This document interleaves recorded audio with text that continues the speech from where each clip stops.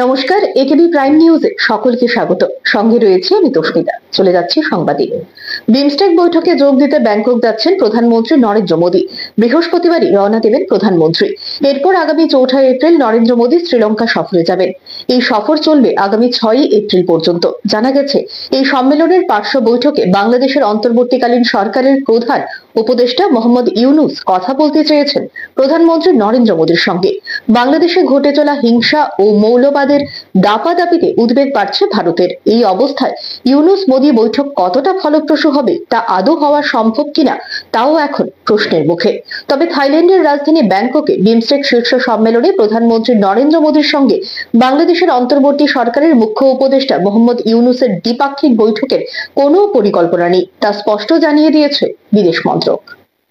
জনগণের উন্নয়নে বিভিন্ন কেন্দ্রীয় প্রকল্পের অব্যয়িত অর্থরাশি নির্ধারিত সময়ের পর ফেরত নেওয়ার বদলে দেশের উত্তর পূর্বাঞ্চলীয় রাজ্যগুলোর বিভিন্ন প্রকল্পের মাধ্যমে ব্যবহারের দাবিতে বুধবার লোকসভায় উত্তর পূর্বাঞ্চল উন্নয়ন মন্ত্রী জ্যোতিরাদিত্য এম সিন্ধিয়ার দৃষ্টি আকর্ষণ করেন সাংসদ বিপ্লব কুমার দেব। এই প্রশ্নের জবাবে জ্যোতিরাদিত্য এম সিন্ধিয়া বলেন, 54টি কেন্দ্রীয় মন্ত্রণালয়ের 10% জিবিএস এর উপর বিভিন্ন দপ্তরের মন্ত্রীদের পুরোপুরি নজর রয়েছে। এর পাশাপাশি উত্তর পূর্বাঞ্চলের রাজ্যগুলোর উন্নয়নের জন্য কেন্দ্রীয় বিভিন্ন মন্ত্রকের মন্ত্রীদের সর্বসম্মতিক্রমে সিদ্ধান্ত নেওয়া হয়। গত 3 বছরে 54টি কেন্দ্রীয় মন্ত্রণালয়ের 103% জিবিএস এর অব্যয়িত অর্থরাশি উত্তর পূর্বাঞ্চলের রাজ্যগুলোর উন্নয়নের জন্য প্রদান করা হয়েছে বলে লোকসভায় তিনি জানান। जो स्कीम होती है वो राज्य सरकार को दिया जाता है और इसमें जो राशि है, जो अनस्पेंड मनी रहता है, वो वापस फाइनेंस पूल में आ जाता है। इस राशि को नॉर्थ ईस्टर्न स्टेट को ज्यादा से ज्यादा खर्चा किया जाए अलग अलग स्कीम के माध्यम से, ऐसा कोई योजना डोनर मिनिस्ट्री में है तो योजना किस तरीके से इम्प्लीमेंट किया जाएगा, मैं ये जानना चाहता हूँ। सर, मैं माननीय सदस्य महोदय को विश्वास दिलाना चाहता हूं कि जो 10% जीबीएस है, ग्रॉस बजटरी सपोर्ट 54 मंत्रालयों का, उसमें हम लोग पूरी निगरानी रखते हैं और हमारी कोशिश होती है कि सारे मंत्रालयों के साथ एक कंसर्टेड अप्रोच डेवलपमेंट और विकास के लिए उत्तर पूर्वी राज्यों में किया जाए। जैसे मैंने अपने ओपनिंग स्टेटमेंट में कहा था कि पिछले 3 वर्षों की अवधि अगर हम देखें तो पिछले 3 वर्षों में जो 10% 54 मंत्रालयों का आवंटन है उससे करीब 106% ज्यादा भारत सरकार ने 54 मंत्रालयों के साथ उन उत्तर पूर्वी राज्यों में निवेश कर लिया है। सर,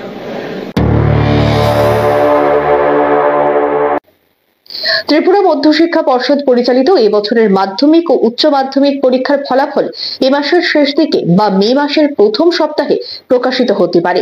বুধবার সংবাদ মাধ্যমের মুখোমুখি হয়ে একথা জানালেন ত্রিপুরা মধ্যশিক্ষা পর্ষদের সভাপতি ধনঞ্জয় চৌধুরী। তিনি জানান, বুধবার থেকে শুরু হয়েছে মাধ্যমিক ও উচ্চ মাধ্যমিক পরীক্ষার খাতা মূল্যায়নের কাজ। 15 দিনের মধ্যে এই কাজ সম্পূর্ণ হবে বলে আশা প্রকাশ করেন তিনি।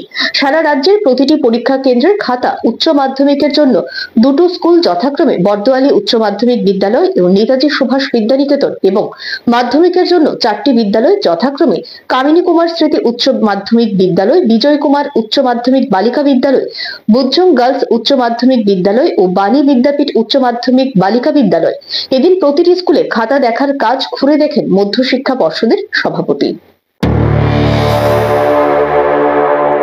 আজকে 2রা এপ্রিল, আজকে থেকে আমরা ত্রিপুরা মধ্যশিক্ষা পর্ষদের খাতার মূল্যায়নের কাজ শুরু হয়ে গেছে।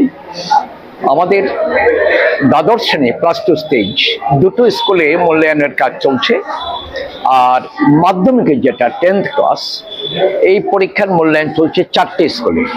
12-এর মূল্যায়ন হচ্ছে বর্দোয়ালি হায়ার সেকেন্ডারি স্কুল আর নেতাজি সুভাষ বিদ্যানিকেতন, এই 2টো স্কুলে।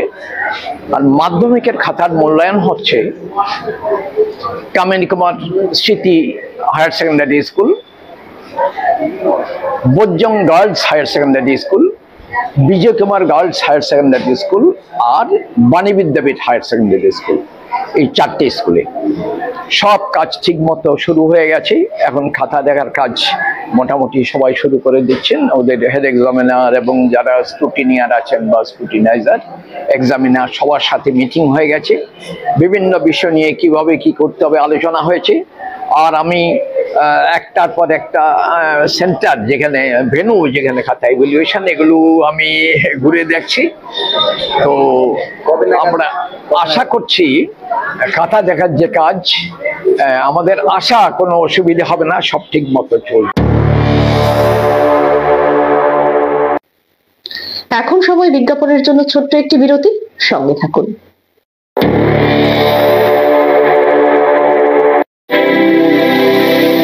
North east institute of nursing science Tripura রাজ্যে বিশ্বমানের পরিকাঠামোর সাথে ডিজিটাল ক্লাসরুম, নিজস্ব হসপিটাল ও দক্ষ ফ্যাকাল্টির দ্বারা BSc nursing, GNM nursing, ANM nursing course পরিচালিত করছে। রয়েছে ভারত সরকার ও ত্রিপুরা সরকারের নার্সিং কাউন্সিলিং এর বিশেষ অনুমোদন। এছাড়াও ইন ক্যাম্পাস রয়েছে উন্নত মানের hostel facility, laboratory, library, indoor sports zone, wifi এর সুবিধা। ছাত্রছাত্রীদের জন্য রয়েছে বাসের ফ্যাসিলিটি। তাই নার্সিং পড়তে এখন আর বহির্রাজ্যে নয়, নিজের রাজ্যে 100% প্লেসমেন্ট অ্যাসিস্ট্যান্সের সাথে নার্সিং পড়ার স্বপ্ন পূরণ করুন।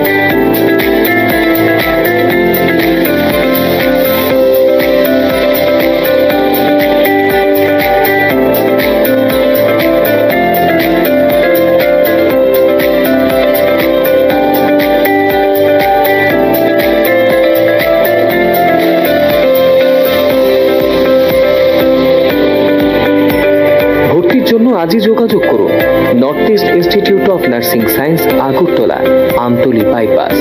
ফোন নম্বর 7085155609, 7005127202, 0381231506, 8257808056, অথবা ভিজিট করুন www.neins.ind.in, a unit of Devlook Hospital.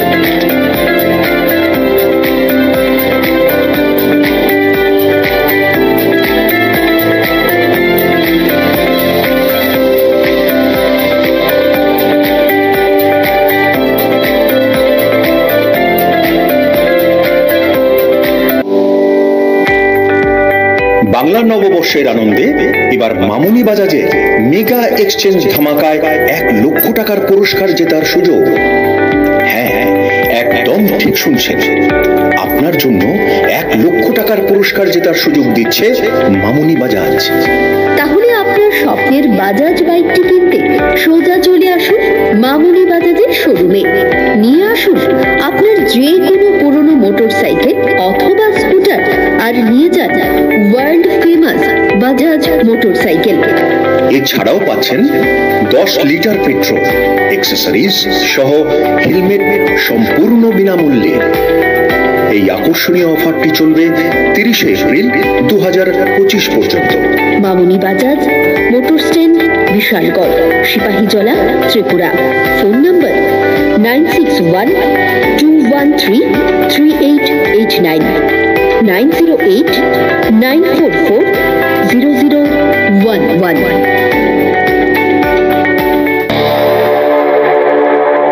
ফিরে এলাম বিরতির পর। মদন তামাং হত্যা মামলায় বিমল গুরুংয়ের আবেদনে হস্তক্ষেপ করল না দেশের সুপ্রিম কোর্ট। এই মামলায় বুধবার বিচারপতি বেলা এম ত্রিবেদী ও বিচারপতি প্রসন্ন বি ভারালের বেঞ্চ স্পষ্ট জানিয়ে দেয়, আপনি তো এখন জামিনেই আছেন, আগে ট্রায়াল কোর্টের মামলা শেষ হোক। গোর্খা লীগ সভাপতি মদন তামাংয়ের খুনের মামলার তদন্ত করছে সিবিআই। এর আগে বিমল গুরুংকে সিবিআই এর মামলার যুক্ত করার নির্দেশ দিয়েছিল কলকাতা হাইকোর্টের বিচারপতি শুভেন্দু সামন্ত। হাইকোর্টের নির্দেশ ছিল বিমল গুরুংয়ের বিরুদ্ধেও চার্জ গঠনের আইনি প্রক্রিয়া শুরু করতে হবে।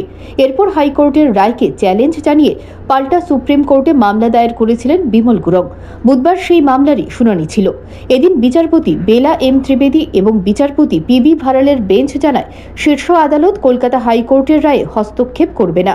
ডিভিশন বেঞ্চের পর্যবেক্ষণ, আপনি তো জামিনেই মুক্ত রয়েছেন, তাহলে চার্জ গঠন নিয়ে সমস্যা কিসের? প্রসঙ্গত উল্লেখ্য 2010 সালের মে মাসে দার্জিলিংয়ে সভা করতে গিয়ে রাস্তার উপরে কুপিয়ে খুন করা হয়েছিল মদন তামাংকে। এই খুনের অন্যতম প্রধান অভিযুক্ত হিসেবে নিকোল তামাংকে গ্রেপ্তার করা হয়। পরবর্তী সময়ে নিকোল পিন্টেল ভিলেজে পুলিশি হেফাজত থেকে পালিয়ে যায়। এরপর সিবিআই এর হাতে যায় মামলা। সিবিআই এর চার্জশিটে বিমল গুরং, রোশন গিরি, আশা গুরন, বিমং তামালের মতো পাহাড়ের 48 জন নেতার নাম ছিল বলে জানা গেছে। Bureau report, AKB TV. মালয়েশিয়ায় গ্যাসের পাইপলাইন ফেটে ভয়াবহ বিস্ফোরণে অগ্নিদগ্ধ হন 145 জন। এই দুর্ঘটনায় বহু মৃত্যুর আশঙ্কা করা হচ্ছে। দুর্ঘটনার জেরে 190টি বাড়ি ক্ষতিগ্রস্ত হয়েছে বলে জানা গেছে। মঙ্গলবার এই দুর্ঘটনাটি ঘটে মালয়েশিয়ার কুয়ালালামপুরের কাছে। এখানকার খনিজ তেল উৎপাদনকারী সংস্থা পেট্রোনাসের তরফে জানানো হয়েছে, গ্যাস পাইপলাইন ফেটে যাওয়ার কারণে এই ঘটনা ঘটেছে। এদিকে সরকারের তরফে জানানো হয়েছে, এখনো পর্যন্ত এই দুর্ঘটনার জেরে 3 শিশু সহ 145 জন দগ্ধ হয়েছেন। আহতদের উদ্ধার করে চিকিৎসার জন্য হাসপাতালে নিয়ে যাওয়া হয়েছে। দুর্ঘটনার পর ওই অঞ্চলে 300 মিটারের মধ্যে থাকা বাড়িতে প্রবেশের উপর নিষেধাজ্ঞা জারি করা হয়েছে। আহতদের সঙ্গে ইতিমধ্যেই সাক্ষাৎ করেছেন মালয়েশিয়ার প্রধানমন্ত্রী আনওয়ার ইব্রাহিম। মাদুরাই, তামিলনাড়ুতে বুধবার ভারতের কমিউনিস্ট পার্টি সিপিআইএম এর সর্বভারতীয় সম্মেলন শুরু হয়েছে। এই সম্মেলনকে সামনে রেখে পশ্চিম ত্রিপুরা জেলা কমিটির উদ্যোগে বিশেষ কর্মসূচির আয়োজন করা হয়। এর অংশ হিসেবে এদিন সিপিআইএম ত্রিপুরা রাজ্য দপ্তরে রক্ত পতাকা উত্তোলন করা হয়। রাজ্যের প্রাক্তন মন্ত্রী তথা সিপিআইএম এর বর্ষিয়ান নেতা ভানুলাল সাহা জানিয়েছেন, শুধুমাত্র ত্রিপুরা নয়, দেশের প্রতিটি কমিউনিস্ট পার্টির অফিসেই এদিন দলীয় পতাকা উত্তোলন করা হয়েছে। তিনি জানান, এই সম্মেলন উপলক্ষে তারা এদিন শহীদ বেদিতে শ্রদ্ধাঞ্জলি অর্পণ করেছেন। এই সম্মেলনে যে বিষয়গুলোর উপর আলোচনা হবে তার একটি খসড়া তারা পেয়েছেন। জাতীয় আন্তর্জাতিক বিভিন্ন প্রেক্ষাপটে এই আলোচনা করা হবে। শেষে যা চূড়ান্ত হবে তা আগামী 3 বছরের জন্য কার্যকর হবে।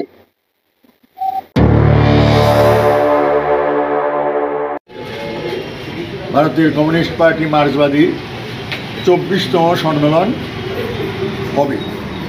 আমরা যখন এখানে পতাকা উত্তোলন করছি, মাদুরাই যে পতাকা উত্তোলন হচ্ছে, গোটা দেশের যেখানে আমাদের পার্টি অফিস আছে সর্বত্র আমরা পতাকা উত্তোলন করে এই কমিউনিস্ট আন্দোলনে যে সমস্ত সংগ্রামী বন্ধুগণ তাদের আত্মবলিদান করেছেন তাদের স্মৃতির উদ্দেশ্যে আমরা এখানে শহীদ বেদিতে পুষ্পার্ঘ্য অর্পণ করেছি। তাদের স্মৃতিতে আমরা নীরবতা পালন করেছি। আমাদের এই কংগ্রেসে রাজনৈতিক প্রস্তাব নিয়ে আলোচনা হবে। যে প্রস্তাব খসড়া আকারে আমাদের মধ্যে ইতিমধ্যেই আমরা পেয়েছি, এই প্রস্তাবের উপরে আলোচনান্তে দেশের রাজনৈতিক পরিস্থিতি, আন্তর্জাতিক পরিস্থিতি সহ আলোচনান্তে আগামী 3 বছর আমাদের রণকৌশল কী হবে তা নির্ধারিত হবে। আগরতলা প্রেস ক্লাবের আসন্ন নির্বাচনকে সামনে রেখে বুধবার ইউনাইটেড প্রোগ্রেসিভের তরফে এক ক্লাব এক পরিবার গড়ে তোলার ক্ষেত্রে প্রতিজ্ঞাবদ্ধ হয়ে নির্বাচনী ইস্তেহার প্রকাশ করা হয়। এদিন এক সাংবাদিক সম্মেলনের মধ্য দিয়ে নির্বাচনী ইস্তেহার প্রকাশ করেন শানিত দেবরায়। আগামী 6 এপ্রিল আগরতলা প্রেস ক্লাবে সাধারণ নির্বাচন অনুষ্ঠিত হবে। আর এই নির্বাচনকে সামনে রেখে বুধবার প্রেস ক্লাবে এক সাংবাদিক সম্মেলনের মধ্য দিয়ে ইউনাইটেড প্রোগ্রেসিভের তরফে এক ক্লাব এক পরিবার গড়ে তোলার প্রতিজ্ঞা তথা নির্বাচনী ইস্তেহার প্রকাশ করা হয়। এদিন সাংবাদিক সম্মেলনে উপস্থিত ছিলেন শানিত দেবরায়, প্রণব সরকার ও বিশ্বেন্দু ভট্টাচার্য সহ বিভিন্ন সংবাদ মাধ্যমের প্রতিনিধিরা। প্রকাশিত ইস্তেহারে উল্লেখ করা হয়েছে, হঠাৎ অসুস্থতা ও দুর্ঘটনাগ্রস্ত সাংবাদিকদের জন্য 24 ঘন্টার মধ্যে 5,000 টাকা আপৎকালীন সাহায্যের ব্যবস্থা করা হবে। প্রেস ক্লাব সদস্যদের মধ্যে গ্রুপ ইন্স্যুরেন্স চালু করা হবে। প্রত্যেকটি সংবাদ মাধ্যমের কাছে কর্মরত সাংবাদিকদের জন্য ইপিএফ ও ইএসআই চালু করার আবেদন জানানো হবে। রাজ্য সরকারের সংশ্লিষ্ট দপ্তরগুলোর সাথে আলোচনাক্রমে সাংবাদিকতার সাথে যুক্ত ব্যক্তিদের জন্য সুনির্দিষ্ট প্রেস স্টিকার চালু করার ব্যবস্থা গ্রহণ করা হবে। প্রত্যেকটি সংবাদ মাধ্যমে অ্যাক্রিডিটেশন কার্ডের সংখ্যা বৃদ্ধির ব্যবস্থা করা হবে। প্রতিটি সংবাদ মাধ্যমের জন্য কমপক্ষে একটি গাড়ি ও সাংবাদিকদের দ্বারা ব্যবহৃত নিজস্ব বাইকের রোড ট্যাক্সে ছাড়ের বন্দোবস্ত করার দাবি সরকারকে জানানো হবে। প্রত্যেকটি সংবাদ মাধ্যমের অফিসের বিদ্যুৎ বিদ্যুৎ বিলে কমপক্ষে 25% ছাড়ের জন্য সরকারের কাছে জোরালো দাবি উত্থাপিত করা হবে। সাংবাদিক ও তাদের পরিবারের অসুস্থতা সহ সংকটকালীন মুহূর্তের প্রয়োজনীয়তার কথা মাথায় রেখে আগামী 6 মাসের মধ্যে প্রেস ক্লাবের নিজস্ব অ্যাম্বুলেন্স ক্রয় করা হবে। আগামী 3 মাসের মধ্যে প্রেস কার্ড বঞ্চিত যোগ্য সাংবাদিকদের মধ্যে প্রেস কার্ড বিতরণ করা হবে এবং প্রেসের কাজের সাথে যুক্ত মহিলা সাংবাদিক ও মহিলা সংবাদ কর্মীদের জন্য আলাদা রুমের ব্যবস্থা করা হবে ইত্যাদি। এদিন সাংবাদিক সম্মেলনে নির্বাচনী ইস্তেহার নিয়ে বিস্তৃত আলোচনা করেন সানিদ দেবরায়। ও দুর্ঘটনাগ্রস্ত সাংবাদিকদের জন্য আমরা 24 ঘন্টার মধ্যে 5000 আপৎকালীন সাহায্যের ব্যবস্থা করব। আমরা যদি ক্ষমতায় আসি, যে কোনো ক্ষেত্রে কেউ যদি হঠাৎ করে অসুস্থ হয়ে পড়ে বা কেউ যদি দুর্ঘটনাগ্রস্ত হন, আপনারা জানেন যে ত্রিপুরা রাজ্যের যান দুর্ঘটনা একটা অহরহ ব্যাপার। সেই যান দুর্ঘটনায় যদি কেউ আহত হয়, অবিলম্বে প্রেস ক্লাবের তরফ থেকে তার হাতে 5000 টাকা তুলে দেওয়া হবে আপৎকালীন সাহায্য হিসাবে। পরবর্তী অন্যান্য যে ব্যবস্থা সেগুলি তো বহাল থাকবেই। দ্বিতীয়, প্রেস ক্লাব সদস্যদের মধ্যে গ্রুপ ইন্স্যুরেন্স চালু করা হবে। আমাদের যারা প্রেস ক্লাবের সদস্য তাদের মধ্যে আমরা গ্রুপ ইন্স্যুরেন্স চালু করব। আপনারা ইতিমধ্যে গ্রুপ ইন্স্যুরেন্সের গুরুত্ব সম্পর্কে অবহিত রয়েছে। 3 নম্বর হচ্ছে প্রত্যেকটি সংবাদ মাধ্যমের কাছে, আমাদের এই রাজ্যে যতগুলি সংবাদ মাধ্যম রয়েছে, আমরা প্রত্যেকটি সংবাদ মাধ্যমের কাছে আবেদন রাখব যেন ইপিএফ এবং ইএসআই ওরা চালু করে। এতে সাধারণ যে সাংবাদিক রয়েছেন তারা উপকৃত হবেন। আপনারা জানেন ইএসআই এর মাধ্যমে চিকিৎসা অনেকটাই সুলভ। আমরা সেটা করবার জন্য আমরা আবেদন রাখব। 4 নম্বর হচ্ছে রাজ্য সরকারের সংশ্লিষ্ট দপ্তরগুলির সাথে আলোচনা করব সাংবাদিকতার সাথে যুক্ত ব্যক্তিদের জন্য সুনির্দিষ্ট প্রেস স্টিকার চালু করার ব্যবস্থা আমরা করব। আপনারা জানেন যে সাংবাদিকদের এই যে প্রেস স্টিকার সেটিকে ব্যবহার করেন এমনি বহু লোক যারা সাংবাদিকতার সঙ্গে যুক্ত নয়, তারা বহু ধরনের কাজ করে চলেছে। এই নিয়ে আমরা বহুবার প্রতিবাদ করেছি, রাস্তায় নেমেছি, কিন্তু সেটা সম্ভব হয়নি।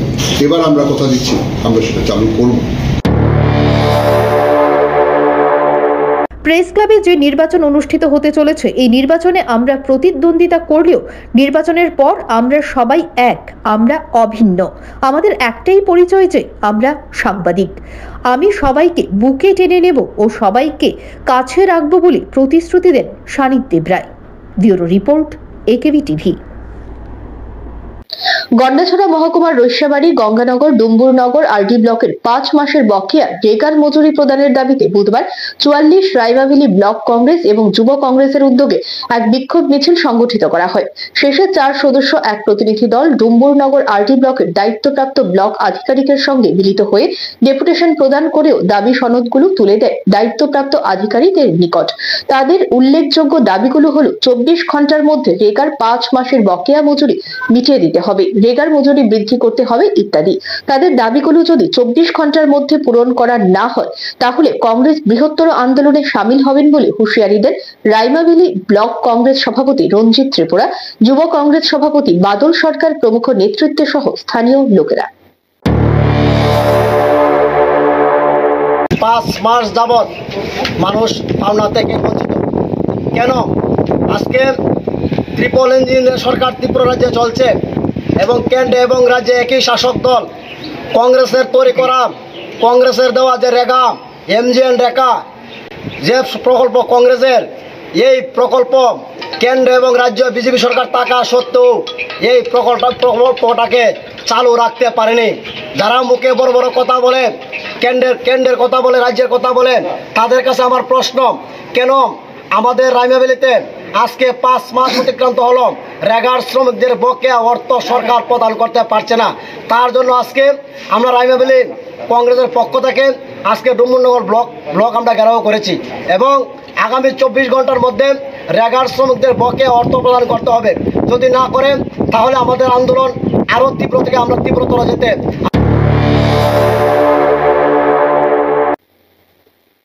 খোদ জেলা শাসক এবং জেলা পুলিশ সুপারের অফিসের নাকের ডগায় পানীয় জলের দাবিতে রাস্তা অবরোধ করে বিক্ষোভ প্রদর্শন করেছে গ্রামবাসীরা। রাস্তা অবরোধের ফলে সংশ্লিষ্ট এলাকায় তীব্র যানজটের সৃষ্টি হয়েছে এবং নিত্যযাত্রীরা নাজেহালের শিকার হয়েছেন। ঘটনা কৈলাসহরের পূর্ব কাউলিকুড়া এলাকায়। 2রা এপ্রিল বুধবার সকাল 9টা থেকে কৈলাসহরের গৌরনগর ব্লকের অধীনস্থ কাউলিকুলা গ্রাম পঞ্চায়েতের 3 নম্বর ওয়ার্ডের গ্রামবাসীরা পানীয় জলের দাবিতে কৈলাসহর কুমারঘাট রোড অবরোধ করে বিক্ষোভ প্রদর্শন করে। অবরোধ চলাকালীন অবরোধকারী গ্রামবাসীরা জানায় যে দীর্ঘ কয়েক বছর ধরে এলাকায় পানীয় জলের সংকট চলছে।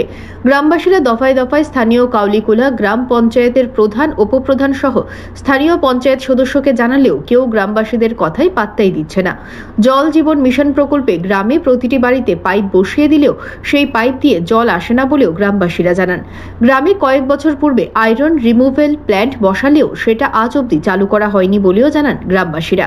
স্থানীয় পঞ্চায়েতকে জানানোর পর গ্রামবাসীরা স্থানীয় পানীয় জল ও স্বাস্থ্য বিধান দপ্তরের আধিকারিককে কয়েকবার লিখিত এবং মৌখিকভাবে জানালেও দপ্তরের আধিকারিক উদাসীন। দপ্তরের আধিকারিক আজ অবধি এলাকায় গিয়ে সরজমিনে তদন্ত অবধি করেননি বলে অভিযোগ করেন গ্রামবাসীরা। গ্রামে কয়েকটি পুকুর, ফিশারি থাকলেও সেগুলো বর্তমান সময়ে শুকিয়ে গেছে। বিগত 1 বছর পূর্বে গ্রাম পঞ্চায়েত ভোটের প্রাক্কালে শাসক দলের পক্ষ থেকে পানীয় জলের স্থায়ী সমাধান করে দেবার আশ্বাস দেওয়া হলেও আজ অবধি কিছুই করে দেওয়া হয়নি বলেও জানান গ্রামবাসীরা। স্থানীয় গৌরনগর ব্লকের ভিডিওকে পানীয় জল সরবরাহের কথা জানানোর পরও ভিডিও কোনো ধরনের পদক্ষেপ নেননি বলেও জানান গ্রামবাসীরা।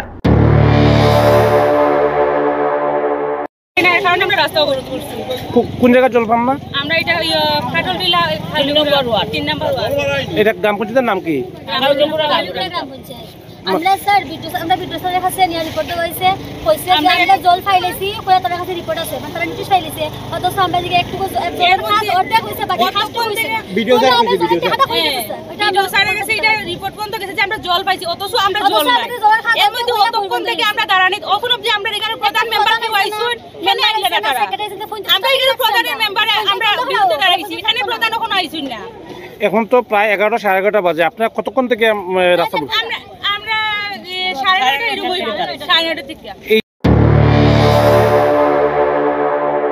গ্রামে পানীয় জলের তীব্র সংকট চললেও সংশ্লিষ্ট দপ্তরের পক্ষ থেকে গ্রামে গাড়ি দিয়ে পানীয় জল সরবরাহ করা হয় না বলেও জানান গ্রামবাসীরা।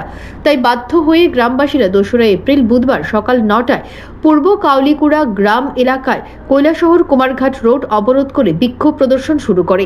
রাস্তা অবরোধের খবর পেয়ে কৈলাসহর থানার পুলিশ অফিসার মতিলাল মালাকারের নেতৃত্বে বিশাল পুলিশ এবং টিএসআর বাহিনী অবরোধ স্থলে গিয়ে অবরোধকারীদের সাথে কথা বলার পরও অবরোধ প্রত্যাহার করেননি অবরোধকারীরা। দুপুর 12টা নাগাদ স্থানীয় পানীয় জল ও স্বাস্থ্যবিধান দপ্তরের আধিকারিক অবরোধ স্থলে আসার পর অবরোধকারীদের সাথে আলাপ আলোচনা করে জানা যায় যে গ্রামে পানীয় জলের স্থায়ী সমাধান না হওয়া অবধি গ্রামে প্রতিদিন দুবেলা করে দপ্তরের পক্ষ থেকে গাড়ি দিয়ে পানীয় জল সরবরাহ করা হবে। দপ্তরের আধিকারিকদের পক্ষ থেকে এই আশ্বাস পাওয়ার পর দুপুর 12টা নাগাদ অবরোধকারীরা অবরোধ প্রত্যাহার করে নেয়। রাস্তা অবরোধের ফলে অবরোধের দুপাশে শত শত গাড়ি আটকে পড়ে এবং এই অবরোধের ফলে অফিস যাত্রীরাও আটকে পড়ে এবং নাজেহালের শিকার হয়েছে। তবে খোদ জেলাশাসক অফিস এবং জেলা পুলিশ সুপারের অফিসের নাকের ডগায় গ্রামবাসীরা রাস্তা অবরোধ করে বিক্ষোভ প্রদর্শন শুরু করলেও 3 ঘন্টা পর স্থানীয় পানীয় জল ও স্বাস্থ্যবিধান দপ্তরের আধিকারিক 5 কিলোমিটার দূরত্বে অবরোধস্থলে আসতে 3 ঘন্টা সময় অতিক্রান্ত করে নেওয়ায় সংশ্লিষ্ট দপ্তরের আধিকারিকের ভূমিকা নিয়েও বড়সড় প্রশ্ন উঠতে শুরু করেছে। এমনটাই এখন গুঞ্জন শুরু হয়েছে। Bureau report, AKB TV. নেশা বিরোধী অভিযানে ফের সাফল্য অর্জন করল রাজাপুর এডিসি ভিলেজের স্থানীয় লোকজনেরা। বুধবার বীরচন্দ্রনগর এলাকায় অটো চালক রাজু দেবনাথের বাড়িতে নেশা বিরোধী অভিযান চালায় স্থানীয় লোকজনেরা। এই অভিযানে প্রচুর পরিমাণে নেশা সামগ্রী উদ্ধার করা হয়। তবে পুলিশের জনৈক দায়িত্বপ্রাপ্ত আধিকারিকের ভূমিকা নিয়ে এলাকাবাসীদের মনে কিছুটা চাপা ক্ষোভ বিরাজ করছে বলে গুঞ্জন। রাজ্য সরকারের উদ্দেশ্যকে সাফল্যমণ্ডিত করতে রাজাপুর এডিসি ভিলেজের লোকজনেরা নেশা বিরোধী অভিযানে নামেন। জানা যায় এলাকার স্থানীয় লোকজনেরা একজোট হয়ে নেশা বিরোধী অভিযানে একটি কমিটি গঠন করেন। কমিটির নামকরণ করা হয় মহিলা অ্যাকশন কমিটি।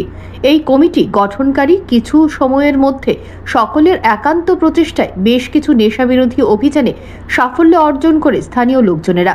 এরই মধ্যে বুধবার বীরচন্দ্রনগর এলাকায় অটো চালক রাজু দেবনাথের বাড়িতে নেশা বিরোধী অভিযান চালায় স্থানীয় লোকজনেরা। এই অভিযানে প্রচুর পরিমাণে নেশা সামগ্রী উদ্ধার করা হয়। নেশা সেবনকারীদের আটক করে তদন্তক্রমে একের পর এক নেশা সেবনকারীদের কাছ থেকে নেশা সামগ্রী উদ্ধার করেছে স্থানীয় লোকজনেরা। অভিযোগ, এই সকল বিষয়ে শান্তিরবাজার থানার পুলিশ ও মহকুমার পুলিশ আধিকারিক বাপি দেববর্মাকে জানিয়েও কাজের কাজ কিছুই হচ্ছে না। ঘটনার সাথে জড়িতদের আটক করতে পারছে না পুলিশ। এলাকার অনেকেই মনে করছেন এই ধরনের কার্যকলাপে দিনের পর দিন পুলিশের উপর আস্থা হারাচ্ছে স্থানীয় লোকজনেরা। সকলে চাইছে মহকুমার পুলিশ আধিকারিক বাপি দেববর্মার পরিবর্তে অন্য একজন সৎ পুলিশ আধিকারিককে শান্তির বাজারে নিয়ে আসা হোক, যাতে করে রাজ্য সরকারকে উদ্দেশ্য করে সাফল্যমণ্ডিত করে নেশামুক্ত ত্রিপুরা গঠন করা যায়। দেখার বিষয় রাজ্য সরকার ও পুলিশের উচ্চপদস্থ আধিকারিকরা এই বিষয়ে প্রয়োজনীয় কী পদক্ষেপ গ্রহণ করে। Bureau report, AKB TV. আবারও নিচ্ছে বিজ্ঞাপনের জন্য ছোট্ট একটি বিরতি, সঙ্গে থাকুন।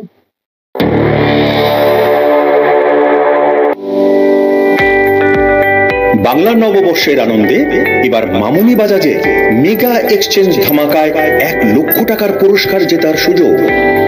হ্যাঁ, একদম ঠিক শুনছেন, আপনার জন্য 1 লক্ষ টাকার পুরস্কার জেতার সুযোগ দিচ্ছে মামুনি বাজাজ। তাহলে আপনার স্বপ্নের বাজাজ বাইকটি কিনতে সোজা চলে আসুন মামুনি বাজাজের শোরুমে। নিয়ে আসুন আপনার যে কোনো পুরনো মোটরসাইকেল অথবা স্কুটার, আর নিয়ে যান ওয়ার্ল্ড ফেমাস বাজাজ মোটরসাইকেল। এছাড়াও পাচ্ছেন 10 লিটার পেট্রোল, অ্যাক্সেসরিজ সহ হেলমেট সম্পূর্ণ বিনামূল্যে। এই আকর্ষণীয় অফারটি চলবে 30 এপ্রিল 2025 পর্যন্ত। Mamuni Bajaj, motor stand, Bishalgarh, Sepahijala, Tripura. Phone number 9612133889, 9089440011।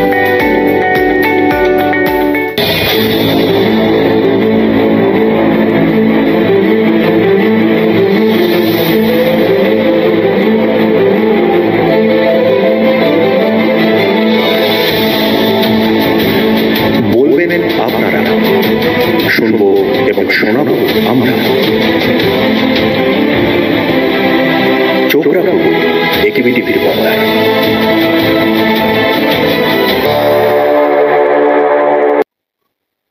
বিরতির পর ফিরে এলাম সংবাদে।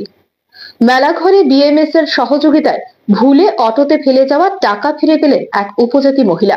ফেলে যাওয়া টাকার পরিমাণ 20,100 টাকা। বুধবার সংবাদ মাধ্যমের সামনে এই টাকা তুলে দেওয়া হয় মহিলার হাতে।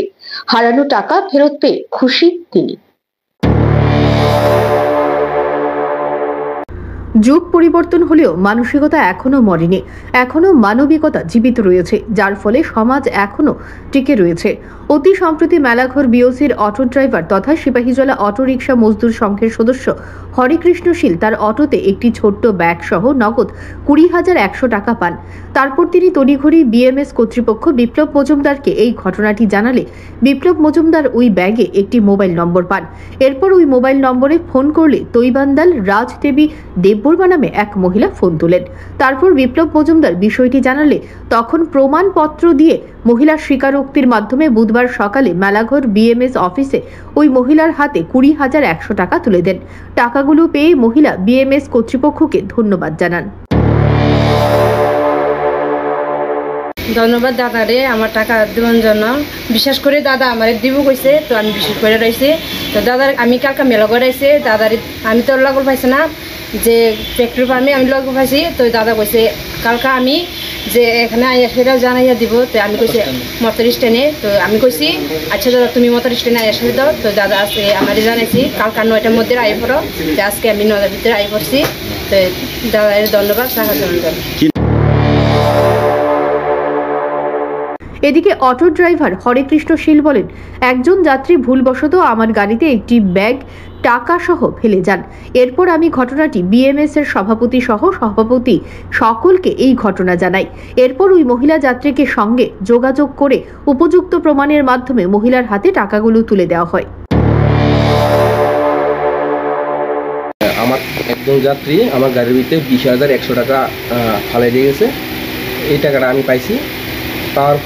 পাওয়ার পরে আমাদের সেক্রেটারি প্রেসিডেন্ট যা আছে তাদের সাথে আমি যোগাযোগ করছি টাকাটা কী করা যাবে। তারা বলছে যে উপযুক্ত প্রমাণ দিলে ও দাদা ভাইয়ের টাকাটা দেওয়া হইব। আজ উপযুক্ত প্রমাণ সহকারে তাদের টাকাটা দেওয়া হইতেছে। সিঙ্গেল আমরা মেলাঘর বিএমএসের মার্কেটে।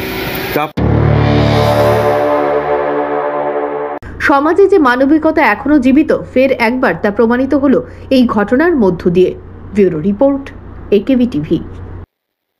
দীর্ঘ 8 মাস আত্মগোপন করে থাকার পর অবশেষে সীমান্তরক্ষী বাহিনীর হাতে ধরা পড়ল এক বাংলাদেশি নাগরিক। মঙ্গলবার রাতে ধর্মনগর আইএসবিটি থেকে ওই বাংলাদেশি নাগরিককে আটক করে বিএসএফ জওয়ানরা। এরপর তাকে জিজ্ঞাসাবাদের মাধ্যমে জানতে পারে সে কদমতলা থানার অধীন ব্রজেন্দ্রনগর গ্রামের। 2024 সালের আগস্ট মাসে সে সীমান্ত দিয়ে ভারতে প্রবেশ করে। তার নাম শেখ মোহাম্মদ লক্ষণ মিয়া, বাড়ি বাংলাদেশের মৌলভীবাজার গ্রামে। রাতেই তাকে কদমতলা থানার পুলিশের হাতে হস্তান্তর করে বিএসএফ জওয়ানরা। হাতে একটি মামলা নিয়ে ঘটনার তদন্তে নেমেছে পুলিশ। বিএসএফ জি ব্রাঞ্চ ইউপি রানীবাড়ি, তারা গতকাল 12টার কাছাকাছি তারা ধর্মনগর আইএসবিটি থেকে একজন বাংলাদেশিকে আটক করে। তখন তারা সেখানে তার স্পট ইন্টারোগেশনে তারা জানতে পারে যে সে আমাদের কদমতলা এরিয়ার ব্রজেন্দ্রনগর গ্রামের একটি এরিয়া দিয়ে সে এখানে প্রবেশ করেছিল আপনার আগস্ট 2024-এ, যখন বাংলাদেশে একটু সমস্যা তৈরি হয়েছিল ওই সময়ে। তারপর বিএসএফ আমাদেরকে রাত্রেই কল করে এবং আমরা যাই। তার বাড়ি নাম হচ্ছে শেখ মোহাম্মদ লক্ষণ মিয়া। তার বাড়ি হচ্ছে আপনার বাংলাদেশের এই কী বলে কুলাউড়া থানার মৌলভীবাজার গ্রামে। চলতি বছর মার্চ মাসের গরম জনগণকে নাজেহাল করেছে। গরম এখন স্বমহিমায় বিরাজমান। তবে এর মধ্যে বৃষ্টি নিয়ে আশার বাণী শোনালো আগরতলা আবহাওয়া দপ্তর। আগামী 4, 5 ও 6 এপ্রিল রাজ্যের কিছু জায়গায় বৃষ্টির সম্ভাবনা আছে। কিছু জায়গায় বজ্রসহ ভারী বৃষ্টিপাতের সম্ভাবনা রয়েছে বলে বুধবার সংবাদ মাধ্যমের মুখোমুখি হয়ে একথা জানালেন আগরতলাস্থিত আবহাওয়া দপ্তরের সাইক্লিস্ট পার্থ রায়। তিনি জানান, মার্চ মাস সম্পন্ন হয়েছে। এবছর মার্চ মাসে সর্বোচ্চ তাপমাত্রা ছিল 37 ডিগ্রি সেলসিয়াস। দিনটা ছিল গত 29শে মার্চ। আমরা যদি গত 10 বছরের তাপমাত্রা দেখি তাহলে 2014 সালে সর্বোচ্চ তাপমাত্রা ছিল 37.8 ডিগ্রি সেলসিয়াস। তার তুলনায় চলতি বছরের মার্চ মাসে তাপমাত্রা কিছুটা কম হয়েছে বলে তিনি জানান। আগামী 4, 5 ও 6 এপ্রিল রাজ্যের কিছু জায়গায় বৃষ্টির সম্ভাবনা প্রবল বলে জানান তিনি। বলি যে আমাদের মার্চ মাস কমপ্লিট হয়েছে, তো মার্চ মাসে যদি আমরা দেখি যে আমাদের তাপমাত্রা ম্যাক্সিমাম টেম্পারেচার কতটা ছিল, তো এই বছর মার্চ মাসে যেটা হাইস্ট টেম্পারেচার রিপোর্ট হচ্ছে সেটা হচ্ছে 37 ডিগ্রি সেন্টিগ্রেড। সেটা ছিল 29 তারিখ মার্চ মাসে। আর আমরা যদি লাস্ট 10 ইয়ার্সের তাপমাত্রা দেখি যে ম্যাক্সিমাম টেম্পারেচার মার্চ মাসে কত ছিল, তাহলে 2014 সালে হাইস্ট টেম্পারেচার রিপোর্ট হয়েছিল 37.8 ডিগ্রি সেন্টিগ্রেড ত্রিপুরার ওপরে। তো তার তুলনায় কিছুটা কম রিপোর্ট হয়েছে, কম টেম্পারেচার হয়েছে এই মার্চ মাসে। আর আজকে যদি আমরা দেখি তাহলে আজকে আমাদের টেম্পারেচার আছে 34.4 ডিগ্রি সেন্টিগ্রেড। আর আইএমডি আগরতলা লাস্ট 7 ডেজ ধরে আমরা হট অ্যান্ড হিউমিড ওয়েদারের ওয়ার্নিং দিয়ে যাচ্ছিলাম।